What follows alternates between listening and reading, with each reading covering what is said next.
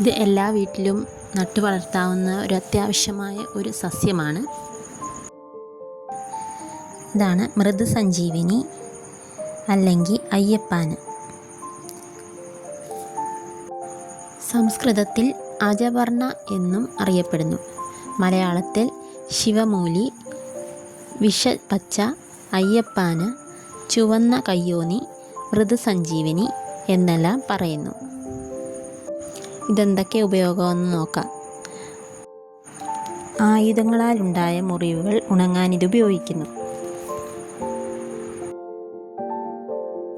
ഈ ചെടി നിൽക്കുന്നിടത്ത് പാമ്പുകൾ വരില്ല എന്നാണ് പറയപ്പെടുന്നത്. കൂടാതെ രക്തം വരുന്ന മൂലക്കുരു, തേനീച്ച, കടന്നൽ, പഴുതാര, ചിലന്തി, മൃഗങ്ങൾ മുതലായവയുടെ കടി മൂലമുണ്ടായ വിഷചികിത്സയിലും ഈ സസ്യം ഉപയോഗിച്ചു വരുന്നു.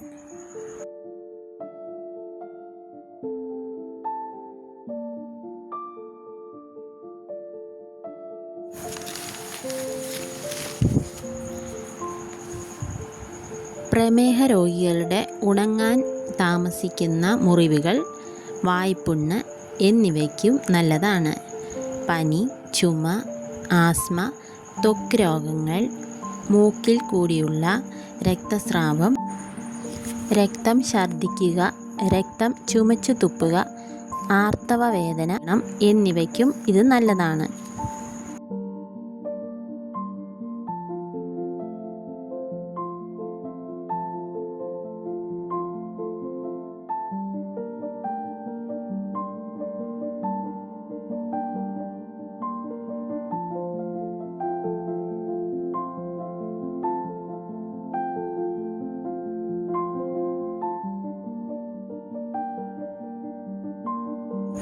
മൂലക്കുരുവിന് ഫലപ്രദമായ ഒരു ഒറ്റമൂലിയാണ് ഈ സസ്യം.